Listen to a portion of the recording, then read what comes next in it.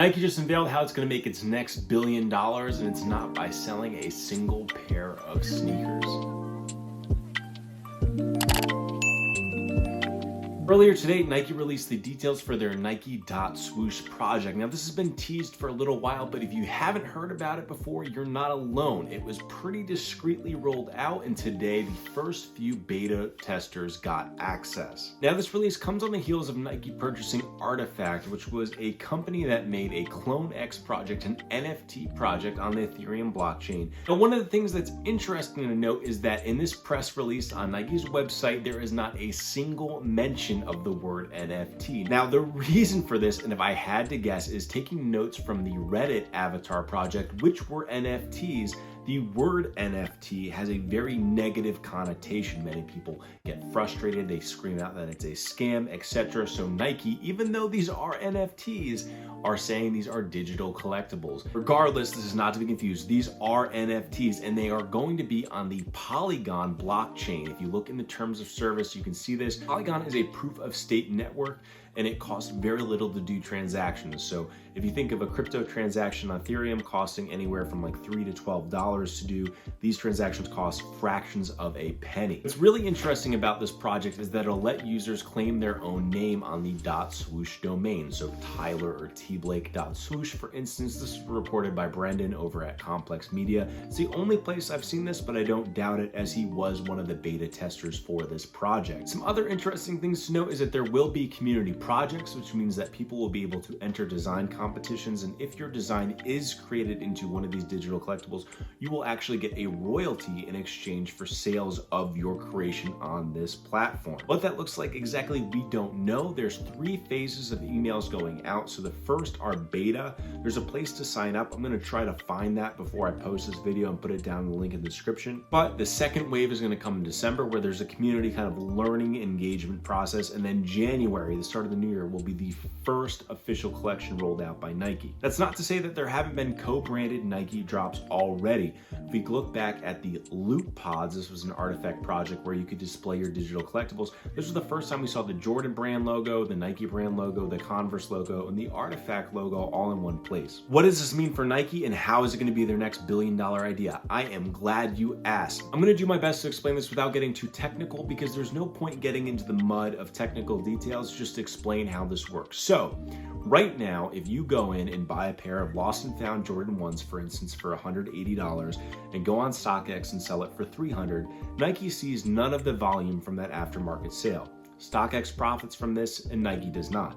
However, blockchain and the ability to put these digital collectibles on chain on a Nike marketplace allows for Nike to, let's say, sell a digital version of that sneaker for $190, and then let the free market decide the price. Now, when you go to sell your digital collectible on Nike's platform, Nike will take a fee off the top. In this case, if I had to guess, it's probably going to be about 10%, falling in line with the rest of Nike's digital portfolio under Artifact. So that Nike is now capturing that 10% of sale, where before it was just forfeited to other platforms like StockX or Go. Knowing this, we can see how it would be such a powerful driver of revenue for Nike. So instead of Nike dropping, 300,000 pairs of shoes and just seeing the initial revenue from that, then they're able to then capture the aftermarket sales as well. So meaning some of these releases, depending on their popularity, depending on resale, could be just as profitable as the initial drop. What's even more important is these goods don't need to be shipped. They don't need to be sampled. They don't need to be stored in a warehouse. They don't have to deal with the same customer service problems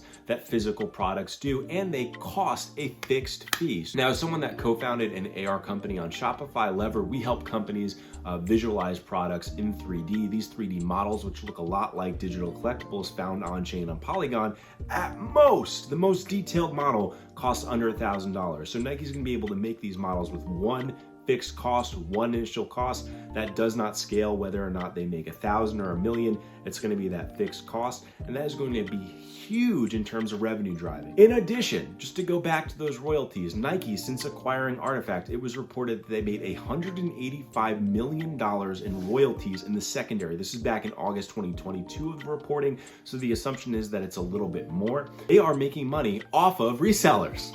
So Nike and resellers, it is a holy matrimony in this case, and never more so on chain. The big question is will current Nike customers gravitate towards this? And the answer, I think, is yes. Collectibles, whether they're digital or not, have always been a driving factor, the limited edition driving factor to collectors that buy and sell Nike products, and the ability for them to work on a self-contained ecosystem, buying, selling with no worries of fraud or shipping, etc. I think really is a plus for the consumer. That being said, I'm not jumping to spend digital dollars on imaginary quote unquote product, but I think it would be naive to just dismiss this, right? We see people playing Call of Duty, we see people playing League of Legends, we see people playing MMORPGs. Users spend real money on in-game currency to buy digital collectibles all the time. What Nike is doing is creating this, acknowledging that this need is there, and then just giving customers the tools to buy and sell them while recouping royalties. So I think it is a really, really big deal. Now, if your head's still spinning and your NFTs are a scam, etc., we just have to remember that there's this gray space in between the crypto maxis and the naysayers, right? Digital collectibles are going to be a thing. They have been a thing and they will continue to be so. Blockchain is going to be what's servicing that. So if we can agree to that, there is something here. And it's not at a small scale. The $185 million that they made before, that is a big number.